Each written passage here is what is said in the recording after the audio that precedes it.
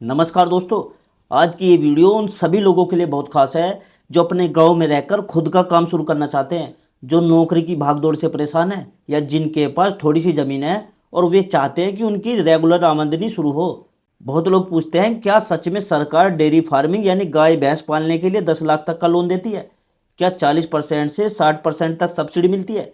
क्या बिना guarantee loan मिल सकता है? और अगर हम ज़्यादा पढ़े लिखे नहीं हैं तो क्या हम भी ये काम शुरू कर सकते हैं? आज मैं दोस्तों आपको पूरा सिस्टम बिल्कुल आसान भाषा में समझाऊंगा। ऐसी चीजें बताऊंगा आप बिना किसी एजेंट के इस योजना के लिए खुद आवेदन कर सकते हो। सबसे पहले समझिए डेयरी फार्मिंग है क्या। देखो, डेयरी फार्मिंग का सीधा मतलब है गाय या भैंस पालना, उनसे दूध लेना और उनसे दूध को बेचना या उससे दही पनीर घी मक्खन जैसे उत्पाद बनाकर बेचना। भारत जैसे देश में दूध की मांग कभी खत्म नहीं होती। सुबह की चाय से लेकर मिठाई की दुकान तक हर जगह दूध की जरूरत होती है। गांव में डेयरी का मतलब है रोज की नगद कमाई। खेती में पैसा सीजन के हिसाब से आता है, लेकिन दूध का पैसा रोज या हफ्ते में मिलता है। इसी वजह से सरकार चाहती है कि ज़्यादा से ज़्यादा लोग डेयरी से जुड़े और आत्मनिर्भर बने। अब बात करते हैं लोन और सब्सिडी की, कैसे मिलेगा। देखो, कई सरकारी योजनाओं के तहत डेयरी प्रोजेक्ट के लिए 5 लाख, 7 लाख, 10 लाख या उससे भी ज़्यादा का प्रोजेक्ट तैयार किया जा सकता है। मान लीजिए आप 10 लाख रुपए का डेयरी प्रोजेक्ट बनाते हैं। इस 10 लाख में सिर्फ जानवर खरीदना ही नहीं आता, बल्कि शेड बनवाना, चारा भंडारण, पानी की टंकी, बिजली कनेक्शन, दूध निकालने की मशीन, शुरुआती दवाई और टीकाकरण का खर्च सब शामिल होता है। अब सबसे जरूरी बात, सब्सिडी। देखो, सब्सिडी का मतलब है कि सरकार की तरफ से सीधी मदद। कई राज्यों में 40% से 6% तक अनुदान मिलता है, और जिसे हम औसतन 50% मान सकते हैं। यानी अगर आप 10 लाख का प्रोजेक्ट आपका पास होता है और 50 सब्सिडी स्वीकृत होती है, तो लगभग 5 लाख रुपए सरकार की ओर से अनुदान के रूप में आपको मिल सकते हैं। और बाकी 5 लाख रुपए आपको बैंक लोन के रूप में मिलेंगे, जिन्हें आपको आसान किस्तों में चुकाना होगा।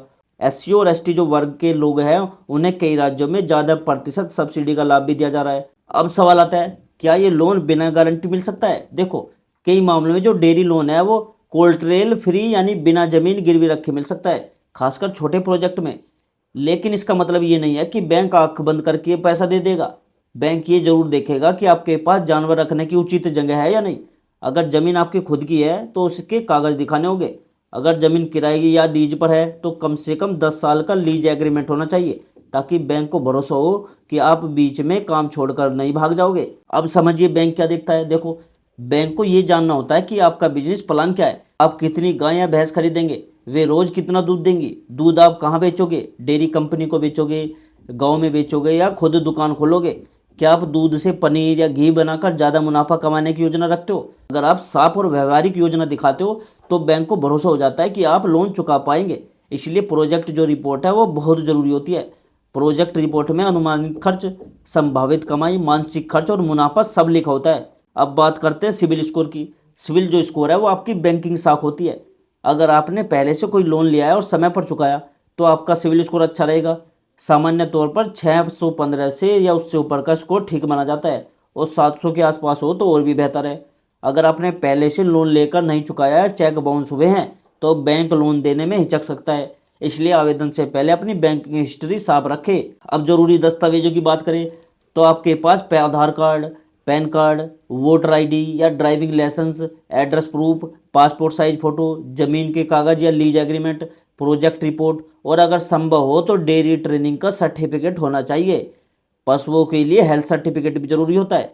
अगर आपने किसी कृषि विज्ञान केंद्र या डेयरी विभाग से प्रशिक्षण लिया है तो बैंक को और ज़्यादा भरोसा होता है। आवेदन प्रक्रिया भी समझ लीजिए। देखो, सबसे पहले तो आपको एक बैंक सेलेक्ट करना है। एसबीआई, पीएनबी या कोई अन्य राष्ट्रीयकृत या निजी बैंक।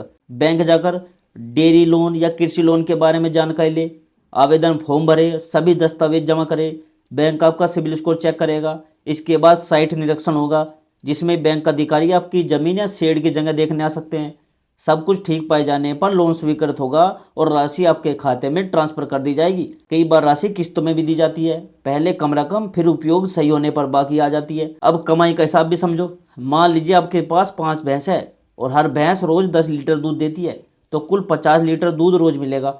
अगर दूध 50 रुपये प्रति लीटर बिकता है तो रोज की आमदनी 2500 रुपये और महीने की लगभग 75,000 रुपये हो सकती है।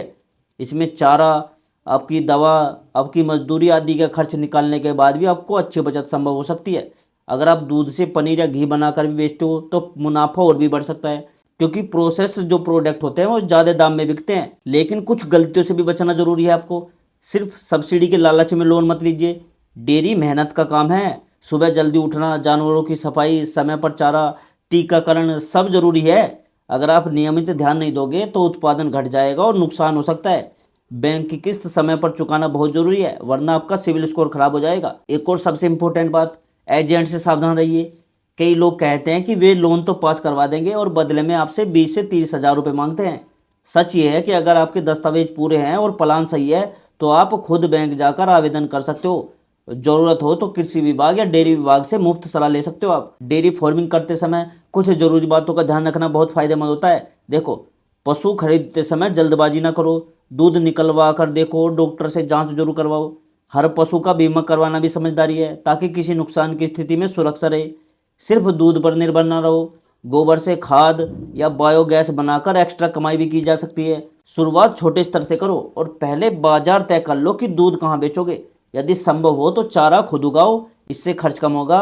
रोज आय खर्च का हिसाब लिखो और दूध की गुणवत्ता बनाए रखो, क्योंकि अच्छे ग्राहक ही स्थायी कमाई का आधार होते हैं। सही योजना और मेहनत के साथ डेयरी एक मजबूत और लाभदायक व्यवसाय बन सकता है आपके लिए। अंत में दोस्तों मैं यही कहूंगा कि डेयरी फार्मिंग उन लोगों के लिए बहुत अच्छा अवसर है जो मेहनत से नहीं डरते और नियमित इनकम चाहते हैं। सरकार की सब्सिडी से आपका आधा बोझ हल्का हो जाएगा, लेकिन सफलता आपकी लगन और आपके प्रबंधन पर निर्भर करती है। सही योजना, सही दस्तावेज, अच्छा सिबिल स्कोर और ईमानदारी से मेहनत, यही 4 चीजें आपको सफल बना सकती है।